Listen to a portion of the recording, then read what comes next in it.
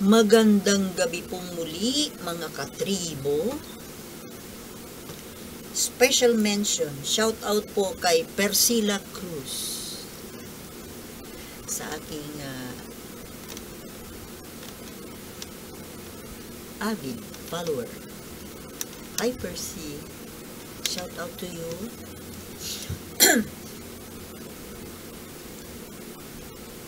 Alam niyo, mahilig po ako, siguro kayo din, ano? Marami po akong kina-follow ng mga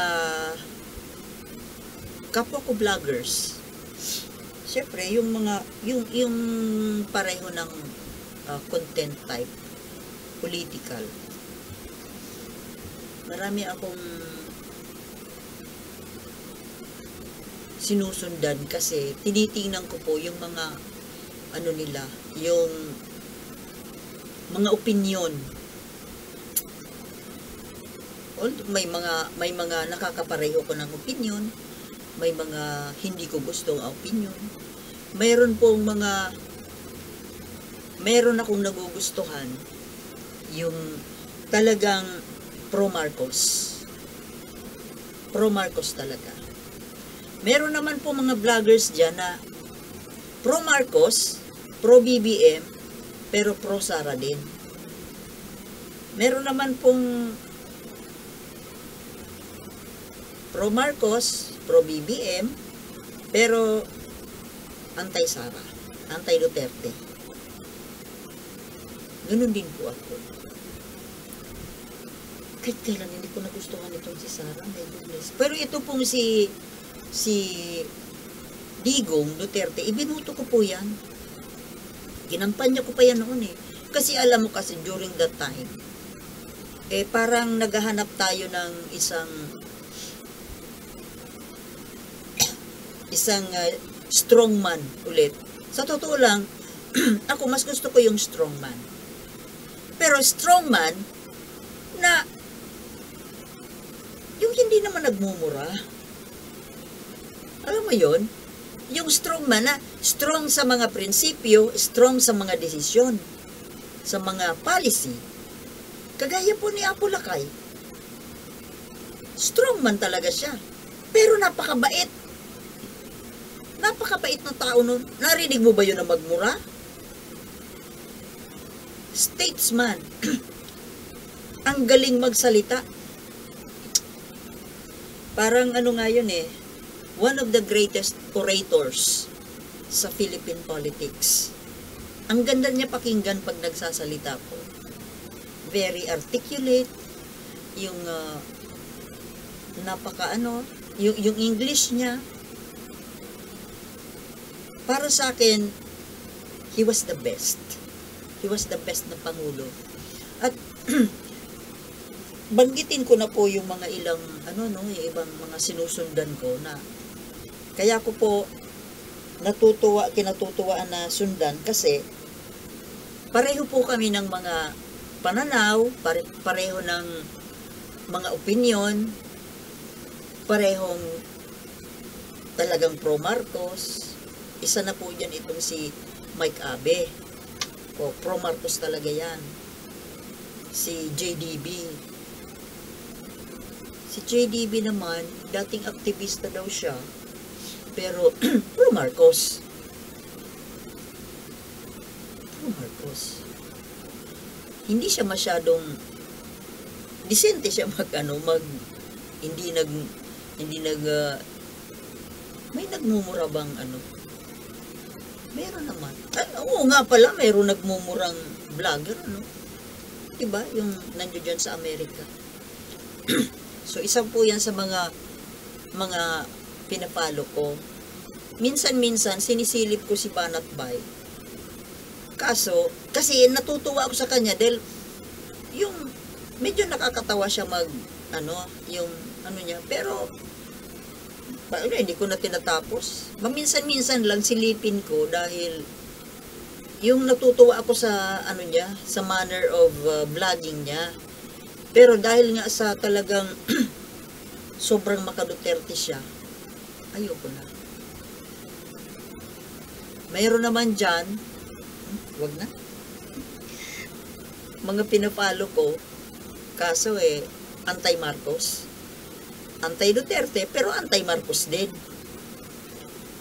Sobrang pagkadilawan.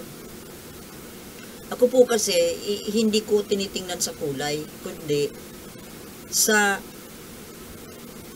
prinsipyo ng politiko. Kung yan ba talaga ay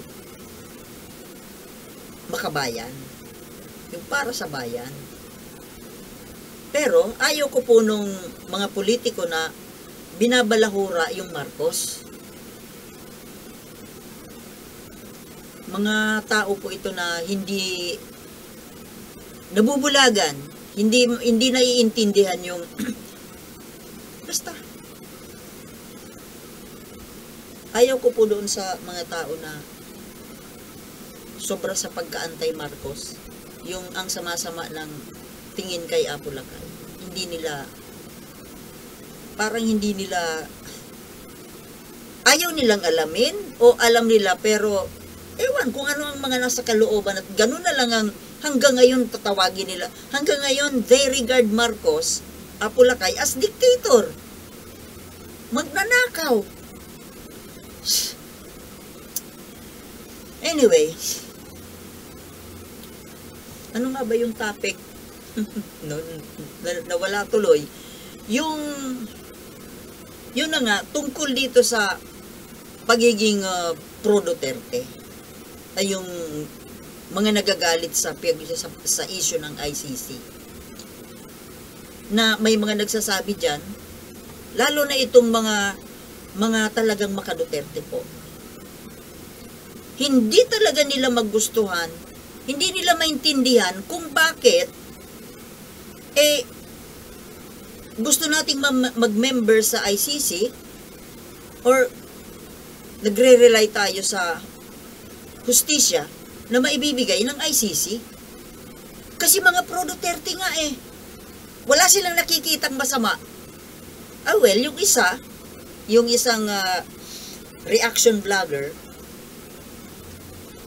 may nakita din naman siyang palso dito kay Duterte, yung pagiging pro-China. But aside from that, gustong-gusto nga niya yung war on drugs. Ito na nga yun. Ito na nga po kung bakit pumapasok dito, nangingialam ang ICC dahil dyan sa war on drugs na yan. Hindi po maintindihan, galit na galit sila at talagang galit sila kay Martin Romualdez. Na kesyo pinupolitika itong ICC na ito, sa totoo lang, hindi daw nila maintindihan kung bakit kinakailangang papasukin yung ICC. Hindi nyo maintindihan? Kasi hindi nyo tinitingnan, hindi ninyo inilalagay ang sarili ninyo sa biktima. Subukan nyo kayang put your feet on the shoes of the victim. Yung empathy. Diba? Siguro, kailangan bang makaranas muna kayo? Kailangan ba munang maging biktima kayo? Or magkaroon kayo ng kamag-anak na nabiktima bago ninyo ma-realize? Naman, ilagay naman natin ang mga sarili natin sa katawan ng biktima, pamilya ng biktima. At ang binibigyan po natin ng hustisya dito ay kababayan natin na inoppress ng isang namumuno yang hinahangaan ninyo. Hindi ko talaga sila maintindihan kung bakit daw bakit gustong-gusto pa rin nila si Sara at itong mga Duterte? Hindi ba ninyo nare-realize? Kaya ako ayaw kay Sara at ayaw ko sa Duterte, number 1, dahil sa pagiging pro-China nila. Number 1 yun. Ngayon, kung kayo ay wala kayong malasakit sa bayan, kung wala kayong pakialam na maagawan tayo ng teritoryo, ay Ganun na nga. Pro Duterte kayo at gusto ninyong maging presidente itong Sara Duterte. Wala kayong makitang mali kay Sara. Gustong-gusto nyo talaga siya maging pangulo. My goodness. Alam nyo kung bakit ayaw ko dito sa babaeng ito? Unang-una, mal-edukada. Bastos. Mataray. Yung impulsive, temperamental, nananakit. Nananakit. Di ba? Yung nauungkat-ungkat ngayon na yung sheriff na binugbog niya, nananakit. At kung yan po ang maging pangulo, hindi lang isang sheriff ang pwedeng gulpihin yan. Kung sino, at kitang-kita po dito sa pagkatao nito ni Sara na magiging diktador yan. Kagaya ng kanyang ama. Ano tawag mo doon? Yung kaya mo magpapatay? Di ba diktador? You regard Ferdinand Marcos Sr. as dictator, pero ito, hindi ako naniniwala na nagpapatay ng tao si Ferdinand Marcos. Bintang lang yan ng mga inggitero. Bintang lang. Kung mayroon siyang gustong ipapatay, yun mismong sumira ng kanyang administrasyon. Yung gustong pataubin, gusto siyang patalsikin, gustong agawin yung gobyerno. Di ba? Si Ninoy? Oh, itong mga dilawan na ito ng mga anti-Marcos, ang tingin kay Ninoy, hero? Goodness. Klase mga utak yan. Buhay na kayo nung nangyari yung martial law. Buhay na kayo. Pero, tinalo nyo pa yung mga ibang kabataan na nilason yung kaisipan. May mga vloggers po dito na mga bata na dating anti-Marcos kasi yun po ang itinuro sa school. Pero nagbago ang isip. Nag-research itong halimbawa, itong si Sangkay Janjan. O, dating anti-Marcos kasi yun daw ang itinuro sa school. Bata, hindi pa siya buhay noong martial law. Pero ito, natagpuan niya ang katotohanan. Pero ito pong mga matatanda dyan, mga vloggers, mga politiko, na umabot doon sa panahon ng martial law, kung bakit ang tingin kay Marcos Sr. ay magnanakaw at diktador, napakabait ng taong yon. Napakabait.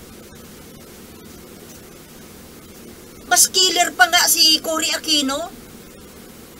Oh, pero hindi ninyo yan pinag-uusapan. Yung mga ipinapatay ni Cory Aquino, ni Ninoy Aquino, ni Noynoy.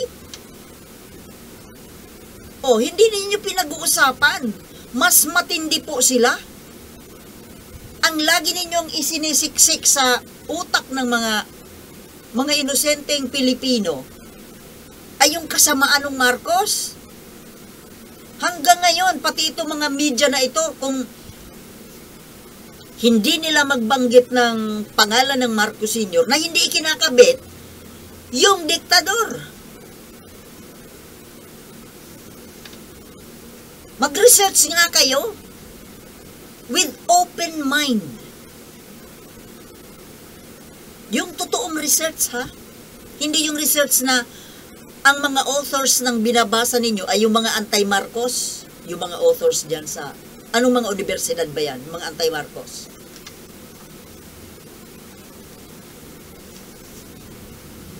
Di mo maintindihan kung bakit gustong-gusto pa rin sa Duterte. Kita mo na nga na, kaya nga may ICC eh. Dahil sa, may ginawa sila. May ginawa silang kasamaan. Kadimonyohan. Parati ninyong ikatwiran, mayroon tayong functioning justice system. Hello. Kaya pala, bakit tayo humihingi ng nagpaparescue sa ICC? Kung mayroon nga ba tayong functioning justice system? At sabi ni Amy Marcos, isang pruweba raw ay si Laila de Lima. Hello, Amy Marcos, baka hindi mo rin nare-realize ang pinagsasasabi mo. Kailan ba nakulong si Laila de Lima? Di ba panahon ni Duterte? Nakulong siya. At hindi talaga pwedeng mapalaya during Duterte's time. Kailan siya lumaya? Nung wala na ang Duterte. Wala na ang kapangyarihan. Get it, Amy Marcos? Hindi ko sinasabi na may kinalaman si Bongbong Marcos sa pagpapalaya kay Laila de Lima. Ang sigurado lang, at least gumana yung hustisya. Kasi, iba na yung Pangulo. Tingin ko po, ang hustisya sa isang bansa ay nagdedepende yata sa namumuno. Tingnan mo, nung panahon ni Duterte, may hustisya ba? Ayan nga ang pruweba, si Laila de Lima. Ngayon, wala na ang Duterte, Marcos na. May mga nangyayari pa rin na mga injustices. Pero at least, hindi kasing lala. Anong ibig ko sabihin? Yung anak ni Boying Rimulya na nahulihan ng marijuana, ano nangyari? So, nangyayari pa rin. May nangyayari pa rin injustice. Not unless kasi, na yung talagang namumuno ay talagang pro-good and pro-truth. Ang tingin kasi, tingin natin kung bakit hinayaan na makalaya yung anak ni Rimulya ay dahil sa tumatano ng utang na loob itong Bongbong Marcos kay Rimulya. O ngayon naman, ay yung mga utang na loob na yan, Maria Josep, hindi po masama, magandang virtue. It's a good virtue na tumatanaw ng utang na loob. Pero depende po. Depende sa kung paano at bakit kailangang tumanaw ng utang na loob. Kagaya nitong sitwasyon ng itong Pangulo, dahil ba ipinalibing sa libingan ng mga bayani yung ama mo, at tumatanaw ka ng utang na loob, ikukompromiso mo ba ang katotohanan at hustisya? Dahil sa tumatanaw ng utang na loob, di ba, obligasyon yun ng isang Pangulo na ipalibing sa karapat-dapat na libingan ang isang tao. Kung totoong bayani, ilibing sa libingan ng mga bayani. Ano ba ang batas? Kung sino ang pwedeng ilibing sa libingan ng mga bayani, di ba mga Pangulo, mga naging Pangulo, mga sundalo,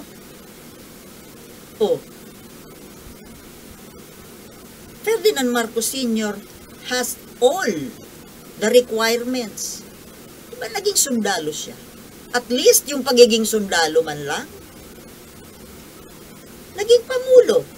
Porke naging diktador daw. Yung mga bintang nyo na diktador, ala namang katotohanan. Forget the being president. Dito na lang tayo sa pagiging sundalo. Di sundalo siya, di ba? Mga senador nga, pwede rin ilibing dyan Mga national artist. Yung aso nga ni Cory, nakalibing dyan. Anong karapatan ng aso na ilibing dyan sa libingan ng mga bayani? Itong mga dilawan na itong Kiko Pangilinan, na gustong ipahukay ang bangkay ni Apo Lakay.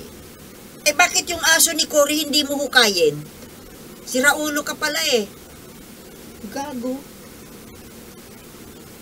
Yung alagang aso, nakalibing sa libingan ng mga bayani, pero yung naging pangulo at naging sundalo na nagligtas ng mga buhay ng mga kababayang Pilipino, gusto mo hukayin? Ganyan, no? Isa rin na maluwag ang turnilyo nitong Pangilinan na ito. Okay. So, yun na nga po.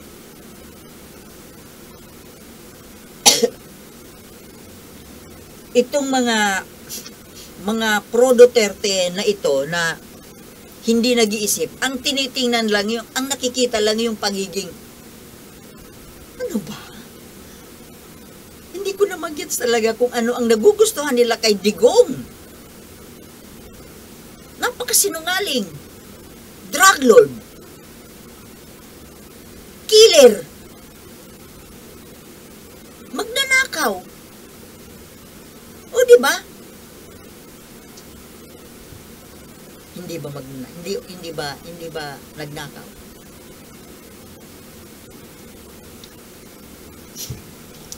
Eto na nga. Yung anak nagnakaw na rin. Gustong-gusto nyo pa? Mayroong isang vlogger dyan na tagahanga ni Sarah. Pabor na pabor sa bigyan ng confidential fund si Sarah. Dahil kailangan daw. Kailangan? Alam nyo, dapat nga ang gawin kay Sarah, kung ano yung ginawa nung tatay niya, ni Digong, kay Vice President Leni Robredo, ay ganun din ang gawin kay Sarah. O di ba tinipid niya ng pondo si Leni? Walang confidential fund si Leni Robredo? O di dapat si Sarah ganun din. Kung anong ginawa mo, kung anong itinanim mo, yun din. Anihin mo. Kaya si Sarah hindi dapat magkaroon ng confidential fund. Buti nga pinagbigyan eh. First time na bigyan ni pati tuloy si Bongbong Marcos nadamay na. Hindi nadamay ninyo dyan sa confidential fund. Itong mga naghain ng resolution ng kaso dyan sa Supreme Court, pati si Bongbong Marcos hindi nadamay kasi daw binigyan. Binigyan nga. Wala daw kasalanan hindi yung mga yung mga makasara na mga vlogger, pati itong ama, binigyan daw, di gastusin. Gastusin nga. Pero, sinicheck nga kung saan nga ginastos, na hindi nga maipaliwanag. Hindi naman sinasabi na wag gastusin. Ipaliwanag lang kung saan ginastos. Diba yun ang hindi nga masagot-sagot? Hindi ninyo maintindihan yan? Kayong mga pro-Sara kayo? Kasalanan daw ni Kuting dahil binigyan daw ng pera si Sara. Walang kasalanan si Sara dahil tumanggap lang. Binigyan ka dahil humingi ka, may paggagamitan ka na legal. Ngayon, tinatanong ka lang naman kung saan mo ginastos. Hindi mo maipaliwanag. Kaya dito po lumobo itong problemang ito. Nag-umpisa yan dyan sa pagbubulsa ni Sara ng confidential fund, yung 125 billion na ginastos sa loob ng 11 days. After that, naghihingi na naman 650 para sa pagtatanim ng mga tree planting, libreng sakay, hundreds of millions. Pwede ba? Wag nga tayong pinaglululoko. Ginagawa nyo kaming stupido. We're not stupid. Kaya nga kami nag-iingay kasi hindi kami stupid. Okay mga kababayan, hanggang dito na lamang kasi masyado nang mahaba. Baka bigla na namang namamatay itong computer ko Okay, thank you very much for watching and see you in my next vlog.